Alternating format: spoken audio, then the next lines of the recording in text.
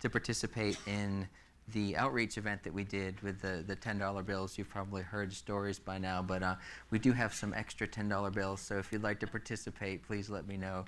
We're going to keep those for missions use, of course. So if you'd like to participate, just see me after services. So I wanted to start with I'm going to kind of set up a vocabulary, kind of set up a phrase that we'll keep coming back to today. And I wanted to share with you a story I learned in the business world before going into ministry. And it's something that, sometimes you learn some lessons that just really stick with you. And it might be, something kind of simple, but for some reason it was really profound to you. And it just keeps coming back. And I often find spiritual parallels in the most silly things that you find out in the world. So that's why I tell so many crazy stories and talk about science fiction and all of this other stuff, because to me anything can become sort of a spiritual concept. There's so much illustration, and to me the truth is there, and everything else is just kind of a reflection of it. So when I was working at that IT company I told you about, I started out working the phones, just answering the phone call. The ad was for an admin assistant, or basically just someone to answer the phones at this small IT company that was run out of a home. And so I started, answering phones, and then eventually, it was a slow day, and someone had an IT question, and so they let me take it. And so it was like, well, you can answer that. I don't know what I'm talking about. It's like, well, just tell them this. Okay. And so I took my first call. And then after a little while, I was doing, technical support. And then after doing that long enough, I got to be a manager. And eventually I was the kind of the right-hand man for the owner. And he just kind of relied on me to help, put out fires. And I was somebody that the other technicians went to. And the funny thing about that is, with that kind of position comes the responsibility to put out some ugly messes, some ugly fires, and, customers get upset. And I'm sure some of you have worked in that kind of position where you have to talk to a customer who's not happy. And so, when you're new at that, it's easy to get pretty flustered. It depends on your personality, but I would get flustered by those kinds of things where someone calls in and they're practically screaming at you, and they're just like, I am so upset right now, this isn't working, the other thing isn't working. And I know no one can relate because no one ever has a problem with their computer. So that never happens. But it happened to our customers. It was a freak kind of thing, so we would have to kind of talk them off the ledge. And so, what would happen is, someone would call, a technician would get the call, but most of us, if we're calling a vendor, if we're calling someone that we're spending money on, then you don't want to just talk to anybody. You want to talk to someone who's in charge, right? Well, often those calls rolled up to me. So I would have to get these, it would just be like here today, we're all pretty calm. Just imagine if someone comes in and just kind of attacks you with an emergency all of a sudden. You're like, what? Hey, I'm kind of messing up my calm here. I was fine. Then you throw this emergency in my lap. So that's kind of what it felt like sometimes, because you're just, doing your daily thing, and then someone throws this big, hot fireball at you, and I would get flustered by it. And my boss said something to me that I've just kind of kept with me. He said, you've got to realize that when someone suddenly dumps an emergency on you, they are prepared for that conversation in a way that you are not. They come at you with evidence, dates, facts and figures, dollar amounts, a history, all of this kind of stuff, and they're just like, blah! And suddenly you are put in the position of responding to that. No wonder it gets you flustered. And so here I am thinking I needed to listen to every word they said and solve the slightest problems they had all on the spot. And he said, they're coming at you like they're all in their football gear. They've got their helmet and their pads and their shin guards and their mouth guard. And they're coming in and they're ready to play football. And you're not necessarily ready to play at the moment. He said, it's like I walked into your office with all my football gear and said, let's go. I'm not dressed for this. And so it was like, okay, that's an interesting point. So he said, usually you can listen to the customer, talk them off the ledge and say, I understand what you're saying. Let me look into this. I'll do a little bit of research. I'll find out some details, and I will call you back very soon, and we'll have a plan for addressing whatever it is. And so most reasonable people will be okay with that. Okay, I'll give you an hour or so. And so it's like, okay, so I'm not ready to play football when they are. Okay, I got that. And since then, I've thought about how many times in life I wasn't ready to play football. And just this week, I went to a store hoping to spend my $10, to give it to somebody. And I pull in with the full intent to get rid of that $10. This is burning a hole in my pocket, right? So I pull into the parking lot, and I'm like, okay, I think something might happen today. This is the day. This is going to be good. And then I realized I left my $10 on the nightstand at home. And I have zero cash. All I have is credit cards, or debit cards or whatever. And it's like, I am so not ready to play football today. I have walked into a game without any equipment, and I don't even have the ball. And here I am hoping to play football. And so, as I usually do, I take an isolated incident and then I extrapolate it and say, okay, what life lesson is there here? And I'm thinking, okay, how often am I ready for ministry? And how often am I really ready to play football? And how often do I leave in the morning ready to play football in a spiritual sense? So I kind of want to look at that and talk about what it means to play football. And this came to mind: the road to hell is paved with good intentions. I had every intention to help somebody out with my little $10 bill and say, God wanted me to bless you today. Well, that's a neat trick if you don't have the blessing with you at the moment. I want to ask a question. Which is worse, doing something you weren't supposed to do, or not doing something you were supposed to do?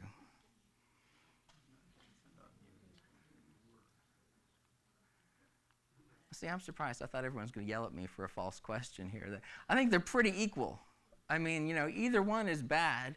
However, I think often we tend to look at the one on the left, and we tend to say, I did something I shouldn't have, or I violated something. But more and more, I'm learning that playing football on Jesus' team is about avoiding this kind of stuff, not doing something you were supposed to do.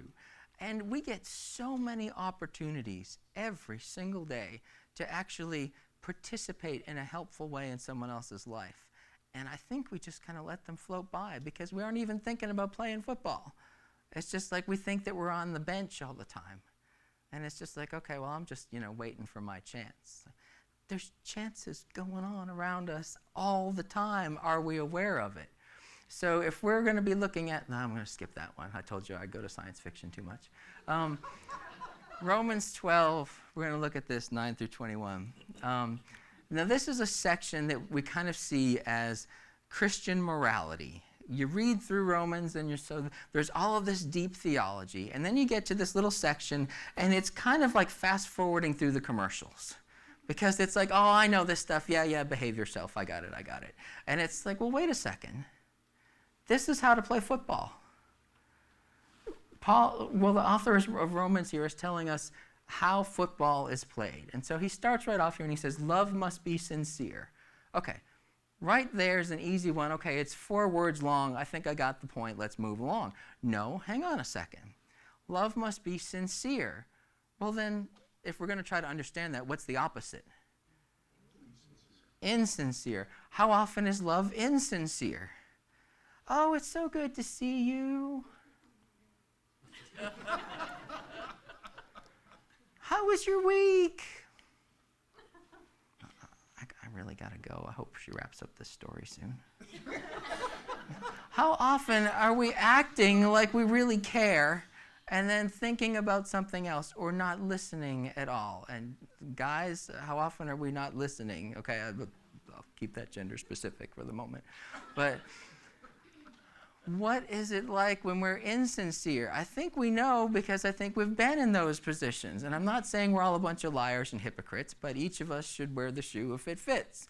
If our love is insincere, then there's a problem. Well, how do we make it sincere? Well, that's where having Christ in us makes a difference, because he compels us to do things that wouldn't ordinarily occur to us, we might not ordinarily feel. He says, hate what is evil, cling to what is good.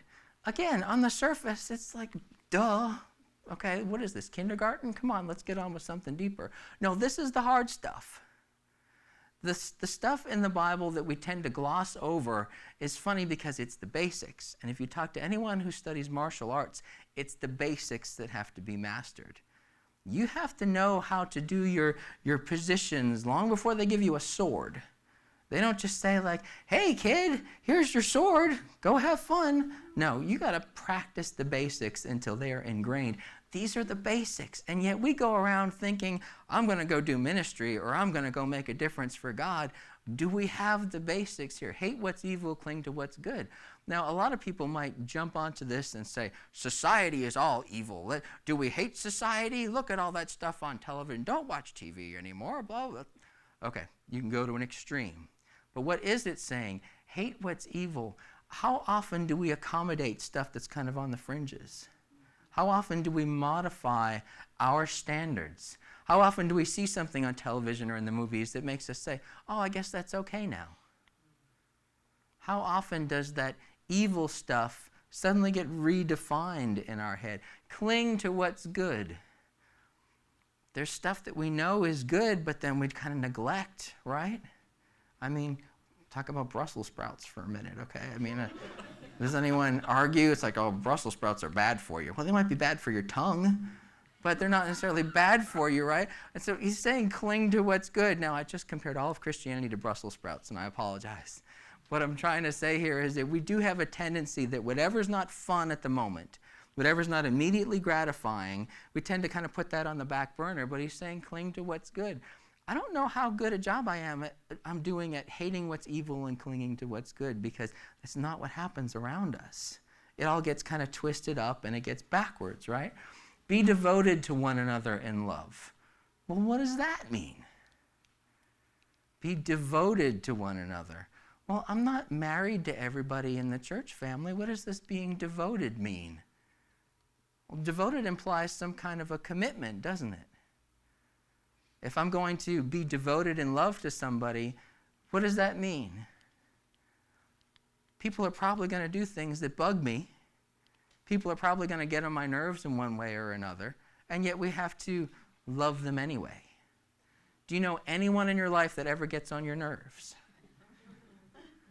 Do you have experience? Some of you are responding too strongly. Do we have experience overlooking someone else's foibles? And it's funny because in our committed relationships, we're used to that kind of thing. But woe be unto anyone in public who crosses us and steps on our toe or cuts us off in traffic or buys the last box of Triscuits when we were heading that way, right?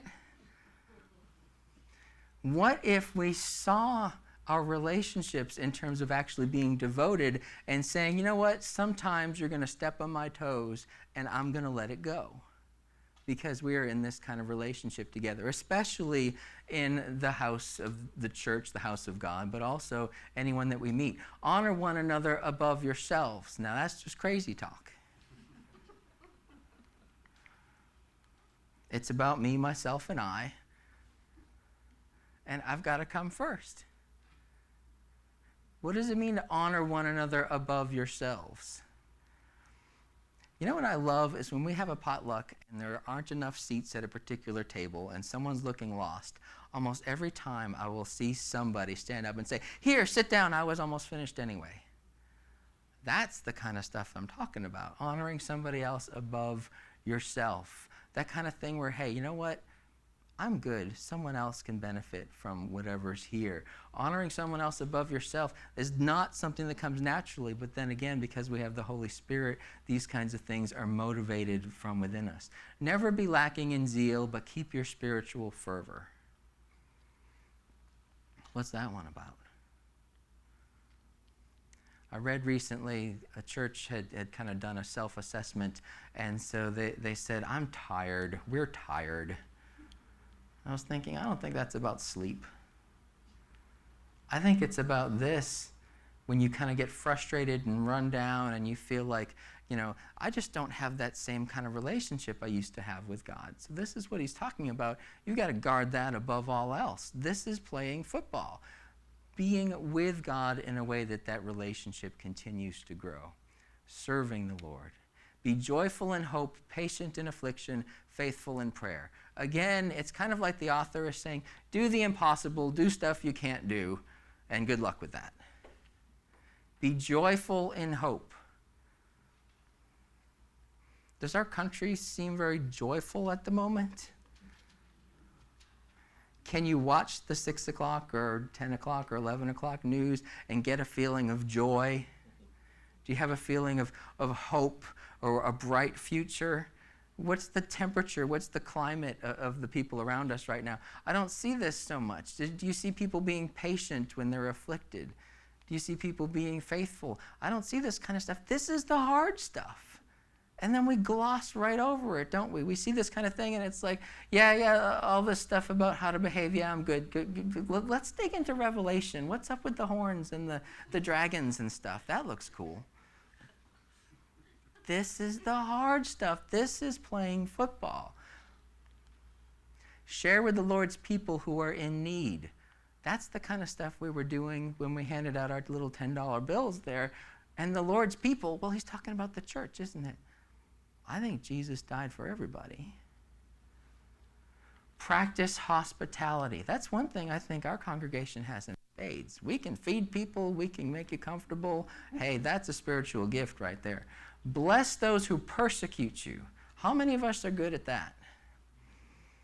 If I even feel like someone is trying to offend me, the hairs on the back of my neck stand up and my blood pressure doubles. And yet it says, bless those who persecute you. Bless and do not curse. Wouldn't it be interesting if you're watching CNN or Fox News or any of the news channels and they're like, you know what, this situation's a mess. Let's pray for these people.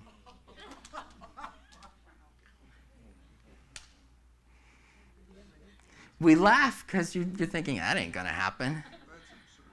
What if we did that? What if we, as the city on a hill, what if we, the ones with the light that should not be put under a basket, what if we prayed for those people? And then what is our immediate reaction to that? I'm not praying for that. Are you crazy? I'm not praying for that. What does it say? Bless those who persecute you. Bless and do not curse. And that's even talking about persecution. I don't care where you stand on the political spectrum. I don't know that you can literally say that any of the people in office anywhere are persecuting you personally. Now, we've got people in Rome who are literally being persecuted. Like, I am dragging you out of your house. You know, you are going somewhere you don't want to go. And right here, we're getting the instruction here to bless those people, to pray for them, live in harmony with one another. This is the hard stuff, isn't it? Don't be proud, but be willing to associate with people of low position. It's not another easy one, is it? Don't be conceited. Don't repay anyone evil for evil. Well, he did it first.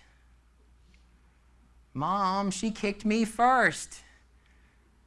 Someone is wrong on the internet, and I have to show them what's right. Did you see what they posted? I can't just leave that there. I have to argue with this stranger, and they're going to come around to my position.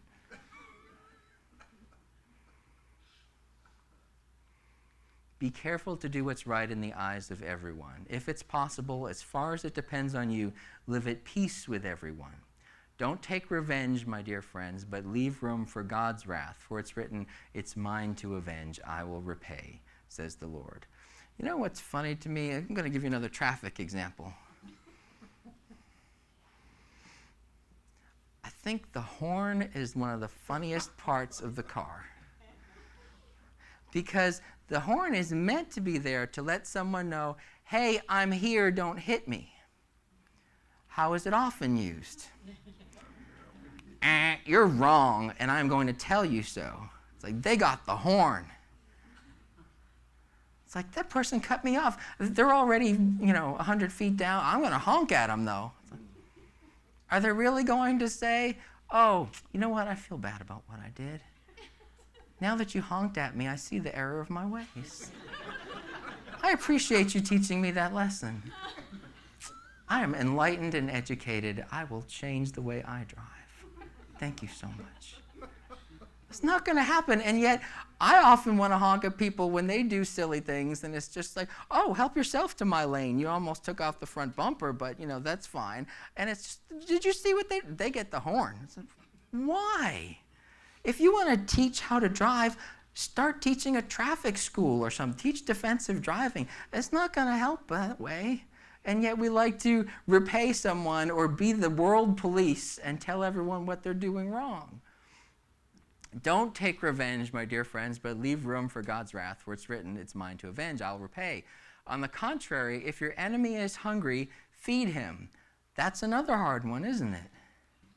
If somebody who made your life miserable, they fire you for no good reason, they harassed you the whole time you were at your job, and then you see them hungry, is your first thought going to be, oh, I think I need to get him a sandwich? If you're a human being, it's probably not. It's like, well, there you go. There's justice. God punished you because I am his favorite and you crossed me. Those are the kinds of things that come to mind so quickly. If he's thirsty, give him something to drink. In doing this, you'll heap burning coals on his head. What? How many of you heard varying descriptions of what it means to heap burning coals on someone's head? Is it just me? I've heard conflicting descriptions. At one point, and I've consulted commentaries on this, I think this might have been this guy's own theory. At one point I heard that it could be a good thing, like, no, they used to put coals on their head to warm up, like they had a hat or something, and that would just kind of keep their head warm. No. Pretty much all commentators agree that this is about the person feeling guilty, having those kinds of pangs of, if I do something evil to you and then you repay me by doing something good, I'm going to feel pretty bad about it. And it's going to be kind of a sharp realization. It's going to kind of hit me hard. And that's what it's talking about here. It's this idea of, it's not going to feel good if you mistreat somebody and then they repay you kindly. You're going to say, man, I was a jerk. Now I feel bad. And that's what it's talking about here. So it's an expression. It's not literally saying, okay, so go and fire up the grill. Get your charcoals ready. No. Give him something to drink. In doing this, you'll heap burning coals on his head. Don't be overcome by evil, but overcome evil with good. Now that's an interesting idea.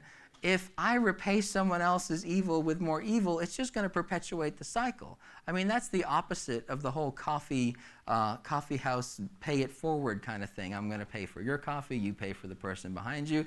It's going to work the other way. I'm just going to keep perpetuating this cycle of evil. But if you overcome evil with good, that tends to put a stop to it right there. If someone does something rude to me and then I'm completely benevolent to them, then it's going to change everything. It's overcome. So my question then to me and to everyone else here, how ready are we to play football? Do we go out of the house in the morning to go wherever it is, to work, to any other site, to go and run errands? Do we go with these kinds of things in mind? Or are we thinking, I'm just going to go ahead and be in my own little world and whatever happens, happens? Because after not being ready to give my little $10, it occurred to me, am I in the right frame of mind to go meet the world every morning? Am I ready to go and forgive someone who cuts me off in traffic? Am I ready to let someone else cut in front of me in line at the grocery store? Or am I going to be thinking all of these automatic, kind of earthly, fleshly kinds of things that just trigger instantly? Or am I actually ready to love somebody? Don't forget to show hospitality. This is in Hebrews, to strangers. For by doing so, some people have shown hospitality to angels without knowing it. This is another theory that I've got, and I'm going to wrap up with this. Part of our bad behavior that we see every day is that people are just plain lonely. Well, why would that make people misbehave and cut you off in traffic and everything? Just think about it. Look at the folks that you talk to every day. Like, did you ever ask someone how they're doing and they give you a big long speech and it goes on for like an hour? And you're like, I was just saying hi. People need to talk. They've got issues. They've got baggage. And that's all of us. So many of the folks that we encounter every day have so much going on. This is why that they'll talk for a long time, or they'll be self-centered. They've got all of their own stuff in their heads, and if they had anyone to talk to, they might get some of that off their chest. How is it when you feel like you've got a bunch of things on your mind, or you've had a bad day, you get to talk to somebody else and you feel a little better afterward, right? What if you didn't have that kind of person? What if you never got to vent? What if you never got those things off your chest? I think we're seeing a whole world of people who are just swirling around in all of their bad days, all wrapped up with each other. If we're lonely and it says it's not good for man to be alone, well then there probably needs to be some kind of community, some kind of someone to walk in and listen, someone to actually be there for them. If we're made in the image of God, which means we were made for community, Father, Son, and Holy Spirit. That's community right there. We were made in the image of God, which means we were made for community, and that it's not good for us to be alone. We get to be someone else's community. What if we actually did spend some time with somebody who needed to talk? People need to hear the good news that they are loved as they are. That tends to get rid of loneliness. They can be taught to understand the fulfillment that they seek is only available through a relationship with God. Ultimately, the reason everyone's so lonely is because they don't have that kind of experience with God in a deep relationship. 2 Corinthians 5, our firm decision is to work from this focused center. One man died for everyone. That means the political candidate you don't like, or the person in office you don't like. It means the person on whatever news channel. One man died for everyone. That puts everyone in the same boat. This is the Message version. I think it puts it well. One man died for everyone. That puts everyone in the same boat. He included everyone in his death so that everyone could be included in his life, a resurrection life. A far better life than people ever lived on their own. Because of this decision, we don't evaluate people by what they have or how they look. We looked at the Messiah that way once and we got it all wrong. We certainly don't look at him that way anymore. Now we look inside, and what we see is that anyone united with the Messiah gets a fresh start, is created new. The old life is gone, a new life burgeons. Look at it. All this comes from God, who settled the relationship between us and them and him, and then called us to settle our relationships with each other. God put the world square with himself through the Messiah, giving the world a fresh start by offering forgiveness of sins. God has given us the task of telling everyone what he's doing. We're Christ's representatives. God uses us to persuade men and women to drop their differences and enter into God's work of making things right between them. We're speaking for Christ himself now. Become friends with God. He's already a friend with you. You're probably used to the NIV or some of the other translations that say, we are therefore Christ's ambassadors. We're speaking for Christ himself now. If we're not alone, be aware that whatever you do or don't do, you're affecting people around you. Do you ever get into that kind of tunnel vision? When you're like, I'm going to Walmart for butter. I will not pass go. I will not collect $200. I don't care I'm going to get butter and then I'm leaving. How many people are you going to pass on the way? How many opportunities do you have to just smile at somebody? How many people are going to be carrying something that's too heavy and you could say, oh, let me get you a basket? How many of us do the same thing? Every time I go into a grocery store, I'm like, I don't need a basket. I'm just getting butter. And then I'm the idiot who's there with, 3 gallons of milk and, 5 boxes of cereal. And it's like, guys, I'm sure that's what all the ladies are thinking. Like, there's another guy who just underestimated. Be aware whatever you do or don't do, you're affecting other people around you. I would like it if someone said, look, I know you're a guy and you're an idiot and you underestimated how much you're going to be buying at Kroger. Here's a basket. Thank you. You sound kind of judgy, but I'll take it. Don't believe the lie that Satan feeds you that no one cares about you. That's what most of the folks around us are believing every day. God does care. Your family cares. Your church family cares. And your friends care. We're not alone. But most people around you are lonely. They need a friend to remind them the truth of God's love. See, this is the cool thing. When we talk about becoming a church that reaches out, when we talk about being on the team, when we talk about playing football, we tend to overshoot and we think, oh, it's going to be some miraculous thing. And it's going to be like, I get to do something amazing, and that person's going to be so smitten with God that they're going to say, hey, can I go to your church? And I will have saved somebody. How often does that happen? It's the subtle things. When you're there for somebody, when you're actually listening, when you say, you know what, the butter can wait. I'm going to get you a basket because you need one. When you say, you know what, I was going to go rent a movie, but I can take a second here and we can talk about what's going on at work. I can actually listen and give up some of my so important stuff. If we listen to them and if we're there for them when the times are tough. Don't be afraid to tell someone about God's love. This is one of the cool things. If we're going to be having these discussions, err on the side of talking about God a little bit more. Have you ever been afraid to be too pushy about your religion? Well, there are moments in a conversation where you could say, I don't know about you, but I just feel like God loves me, and I think he loves you too, and it's going to be okay. Love on people like they were family. And don't be afraid to invite someone into our family. Hey, I'm going to church on Sunday morning if you want to join us. It's cool, we've got cake. People respond food, I'm just saying. Why do you think we have potlucks? No.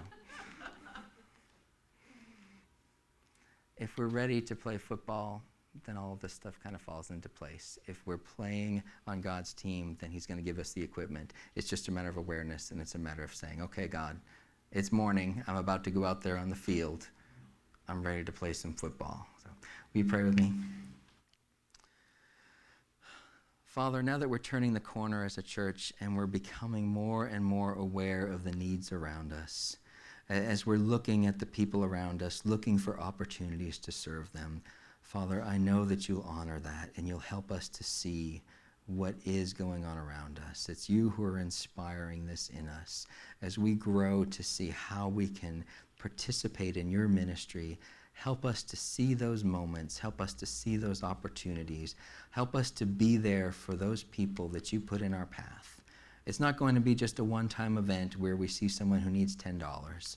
It's going to be a daily thing where we see someone who needs some encouragement, where we can just give someone a smile or give them a hand or do anything that's just a gesture, the kind of thing we would do for family.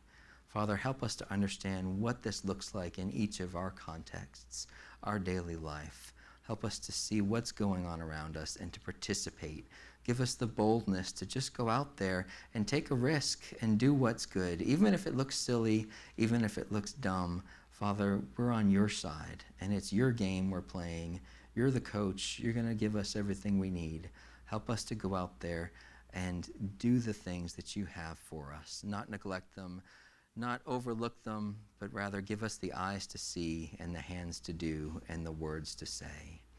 Father, we celebrate communion now, and we ask for your blessing on these symbols as an indication that you are in us, you are with us always. As we take in the bread and the wine, we're saying yes to you. We're accepting you. We're accepting the life that you put in us through the Holy Spirit, through Jesus. We thank you for all of it, and we pray for your blessing, your direction as we go out. In Jesus' name, amen.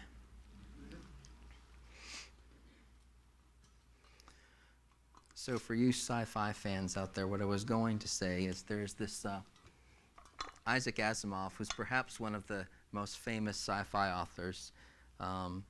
He wrote this set of laws so that we don't end up in some kind of robot apocalypse. You know, you've seen the Terminator movies and all of that. And he said, okay, so when I write my robot novels, they're all going to have to behave themselves. And the first law is that you can't harm a human being through inaction let a human being be harmed. And I was thinking, There's a Christian theme there. I'm pretty good at the not harming other people. I don't know how good I am at the not letting other people be harmed. Are there opportunities where I could have stepped in to help someone else in some way and just said, well, that's not my business. I'm here to get butter. Or I don't have time for that. How often do I, through inaction, let someone else have a lousy day? So all of this kind of thing is around us all the time, and I'm just glad we get to participate with it. So when we come up for the bread and the wine, then we're going to be saying again, yes, Jesus, I understand your vision, and I want to participate in it. So we have the juice in the center ring and the wine on the outside rings. Grab a piece of bread and a cup and take it back to your seat, and we'll celebrate communion together.